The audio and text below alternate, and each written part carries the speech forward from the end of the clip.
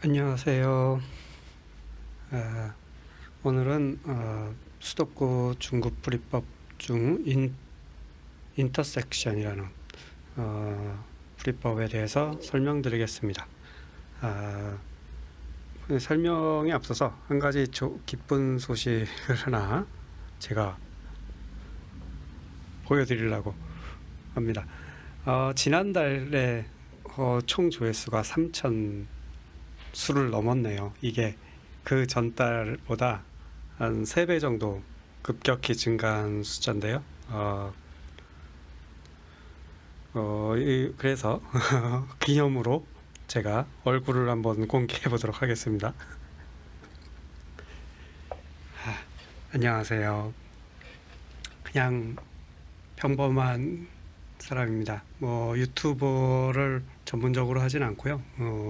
시간을 쪼개서 그냥 수도쿠 제가 블로그로 설명을 하는 것과 더불어 동영상을 만들어 보고 있습니다. 반갑습니다.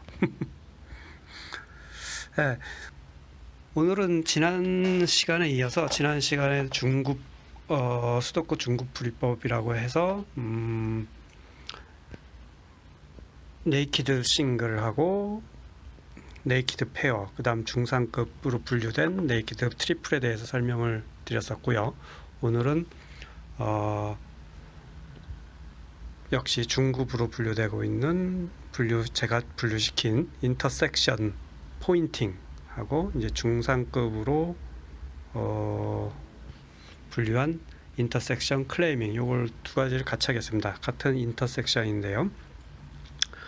번역으로 따지면 인터섹션이라는 번역은 교차로라고 번역을 하더라고요.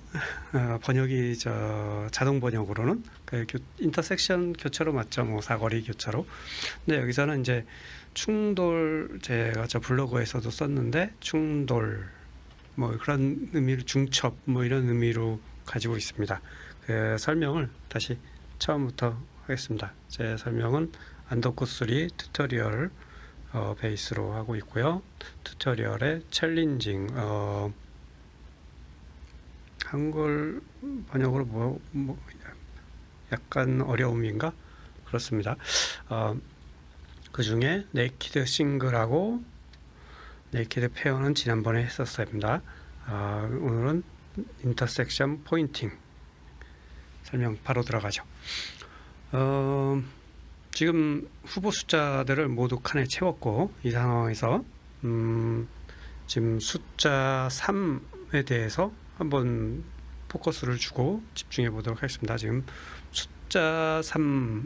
후보 숫자 3으로 채워진 칸이 지금 이렇게 보이고 있는데, 왼쪽 중간 네모 박스 안에 이제 두 개가 같은 가로줄로 두 개가 표시되어 있어요. 이 네모 박스 기준으로는 둘 중에 하나가 3이 된다는 것이죠. 근데 네모 박스 기준으로 같은 세로줄에서 둘 중에 하나라고 그랬어요. 그럼 전체 세로줄로 따졌을 때 앞에서 분명히 앞에 두 개가 둘 중에 하나라고 그랬으니까 저 오른쪽 끝에 있는 애는 될 수가 없습니다. 네모박스 기준으로 둘 중에 하나가 이미 결정됐기 때문에 세로줄로 개념을 시각을 달리 보았을 때 셋 중에 하나가 아니라 왼쪽에 있는 두 개 중에 하나가 3이 되는 거죠. 그럼 오른쪽에 홀로 남은 저 3은 여기서는 3이 될 수 없어요. 그러니까 3을 후보 숫자 3에서 제거를 해야 되겠죠. 이런 식으로 제거하는 게 이게 인터섹션 포인팅 기법입니다. 인터섹션이란 말은 지금 다시 다른 예제로 설명을 드리겠습니다.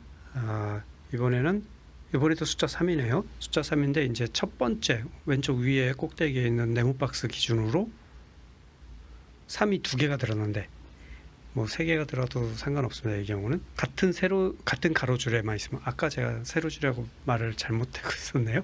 같은 가로줄에 두 개가 있으면 네모박스 입장에서는 이미 둘 중에 하나가 3이어야 돼요. 근데 같은 가로줄 입장에서 봤을 때 저 오른쪽에 두 개가 더 있긴 한데 그래도 그거하고 무관하게 왼쪽 두 개가 둘 중에 하나로 결정이 된 거예요. 그러므로 오른쪽 끝에 두 개는 의미가 없습니다. 그래서 3을 지웁니다. 이게 지금 인터섹션이라는 거는 그룹의 겹침을 말하는 겁니다. 이게 다시 왼쪽 네모 박스를 보면 이 9개 중에 9개가 이 한 그룹이잖아요. 여기서 1부터 9까지 골고루 들어가야 된다는 한 그룹. 가로줄, 하나의 가로줄도 하나의 그룹이죠. 이 그룹과 이 그룹이 겹치는 부분이 생긴 거예요. 겹치는 부분은 요 네모 박스 아래 세 칸이죠. 근데 그 세 칸 중에 3이 들어가는 게 꼭 두 개지만 어쨌든 그 안에 제약이 돼 있어요. 그래서 그 중첩된 범위 안에서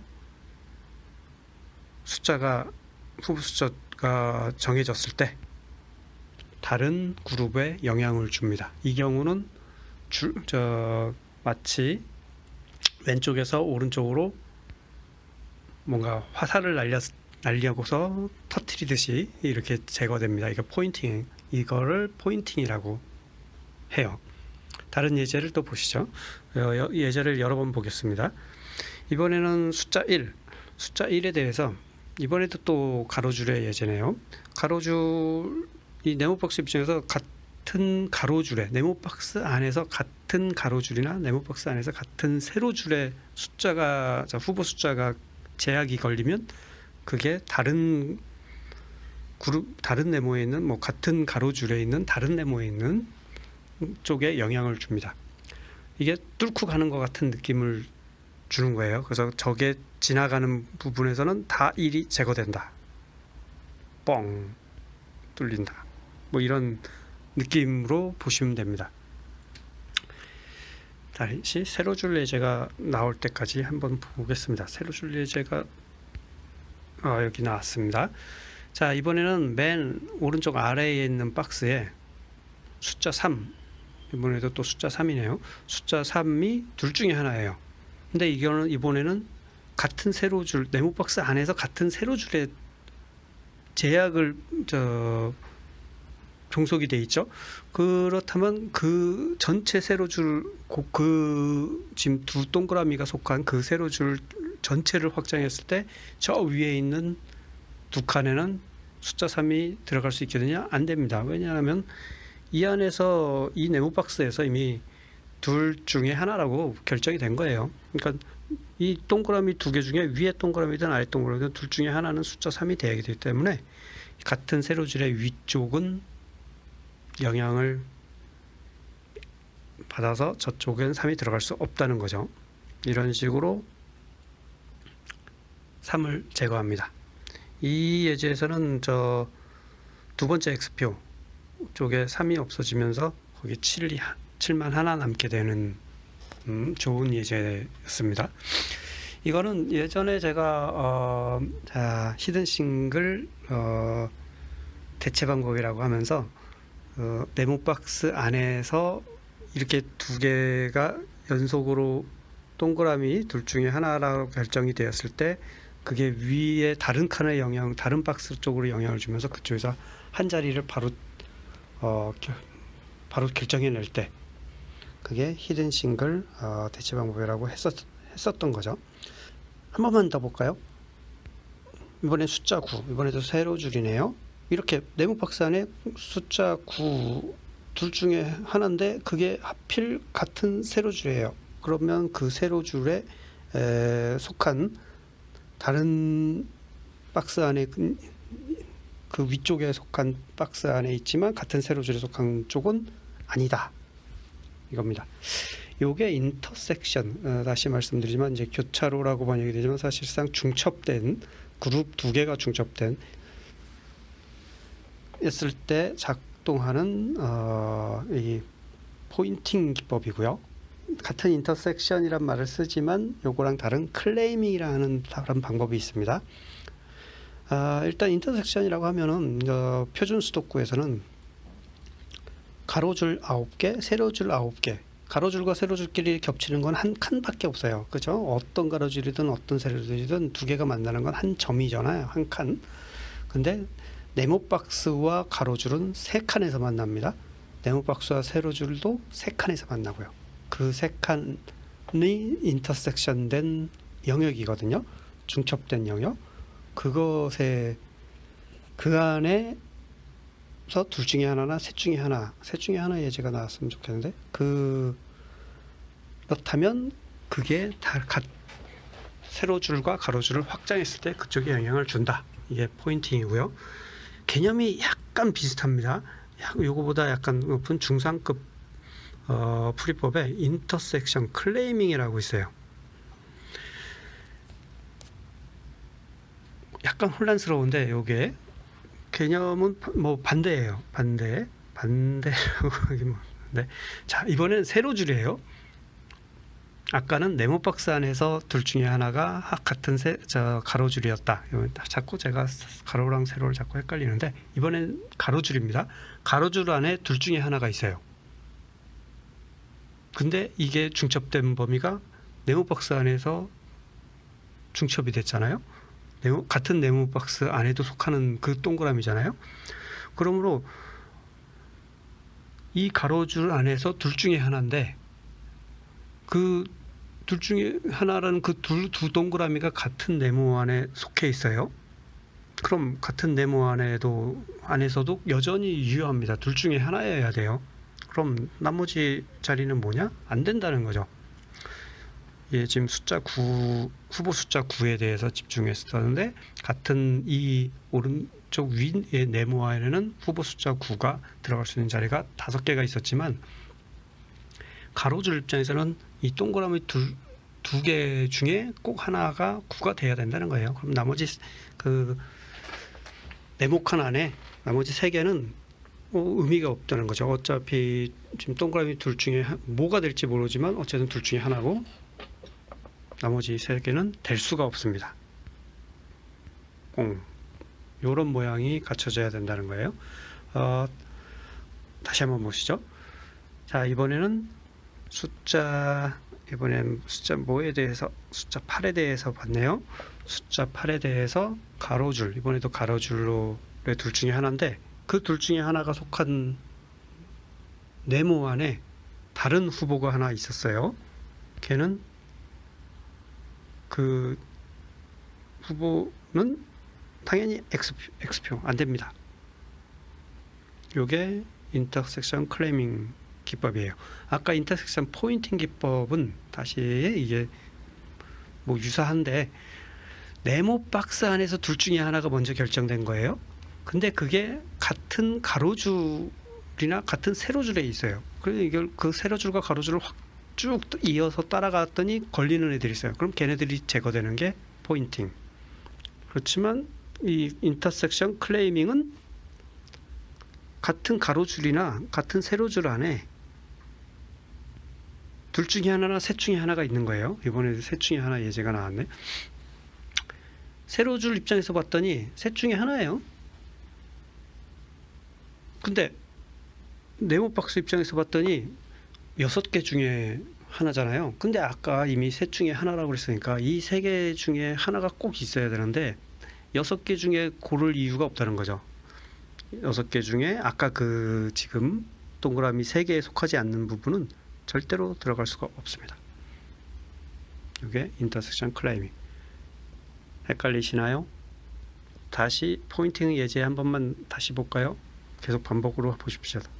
이번엔 7인데, 가로줄 입장에서는 셋 중에 하나가 아니잖아요. 왼쪽 아래 네모 박스 입장에서만 셋 중에 하나지. 근데 그 3개가 하필 같은 가로줄에 있는 거예요. 그러므로 같은 가로줄로 오른쪽으로 확장을 쫙 했을 때 걸리는 애들은 안 된다. 클레이밍 기법은 같은 가로줄의 둘 중에 하나인데, 그 같은 가로줄의 둘 중에 하나이기 때문에 그 2개가 속한 네모 안에서 다른 후보는 의미가 없습니다. 이 예제도 없애고 3을 없애고 나니까 위에 9만 하나 남는 칸이 생겼습니다. 요렇게 처리하고 나면 이제 요 3에 대해서 할 수 있는 게 아니라 3을 제거하고 이제 9가 나왔으니까 9에 대해서 채워 나가면 되겠습니다. 요게 인터섹션 방법이었고요.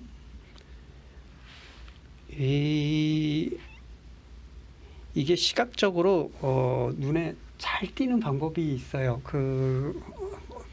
어떤 관점을 가지고 보면 이게 눈에 굉장히 잘 띄는데, 이게 지금 제가 이 상태에서 설명드리기는 좀 어렵고, 나중에 블로그로 좀 그림을 그려가면서 작성을 한 후에 다시 유튜브로 찾아뵙는 그런 기회가 있었으면 좋겠네요. 어쨌든 이게 이때까지 지금 지난번 시간에 중급, 그러면서 네이키드 싱글, 네이키드 페어, 그다음 중상급 덤으로 기양하는 김에 네이키드 트리플까지 했고요. 오늘 인터섹션 포인팅, 이게 중급인데 하는 김에 비슷한 방법이라서 인터섹션 클레이밍을 얘기했습니다. 중상급이긴 한데 다음 시간에는